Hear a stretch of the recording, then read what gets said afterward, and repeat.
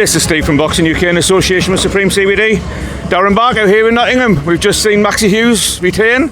Close fight, wasn't it? Yeah, it was very close, and the scorecard reflected that. I think it was around round 8 or 7 or 8.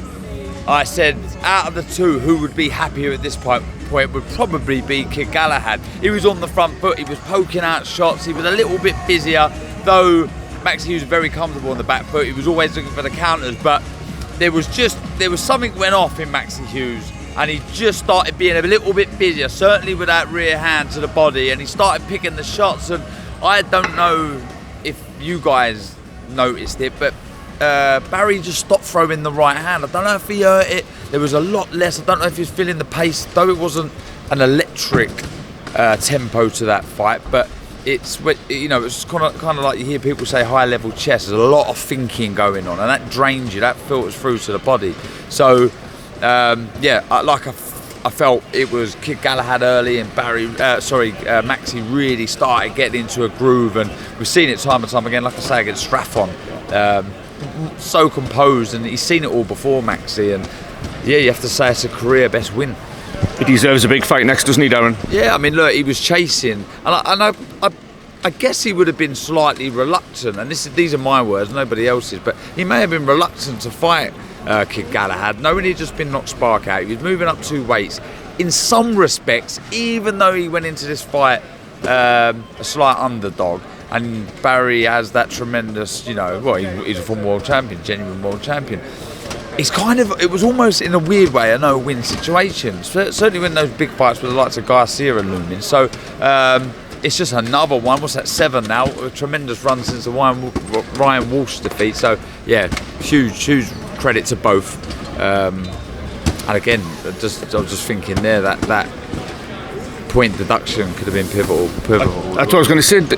Has Galahad in a way only got himself to blame, Darren? Because he got 3 or 4 warnings even before that point deduction, didn't he? Yeah. I've watched the replays back there. It wasn't like crash, which I would call a headbutt, but he was leaning in with the head, using the forearm, couple strayed low. So I guess, someone of that experience should know better. But yeah, I said it in commentary there, 2 great servants to British boxing.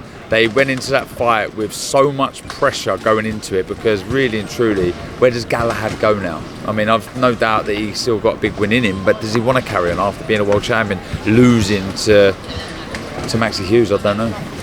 Just very quickly, your thoughts on the rest of the card? Anything jump out for you? Yeah, I mean, look, it was a good 10 rounds for Sol Dakers.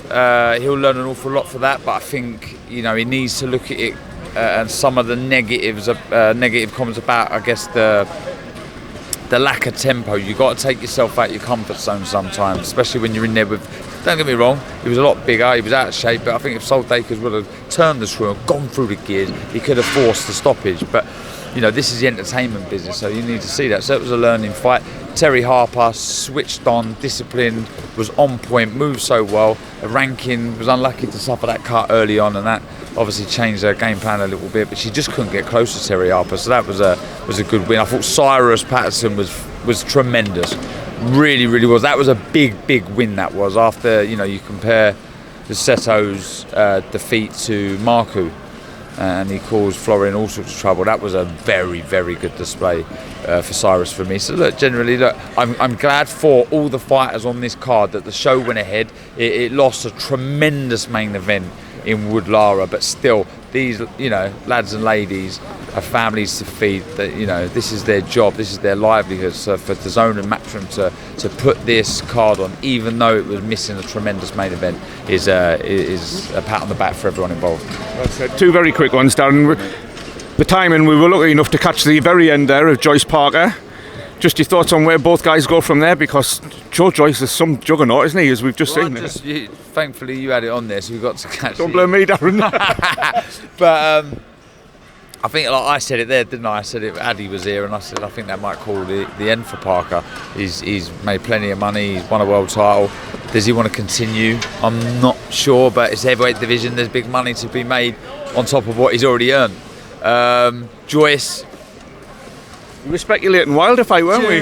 Joyce, the most deceiving heavyweight out there. He's just, I mean, his nickname is just so fitting. He's just a juggernaut. He gets in he gets going, and he's so hard to stop. Don't get me wrong, there's flaws there, there's openings.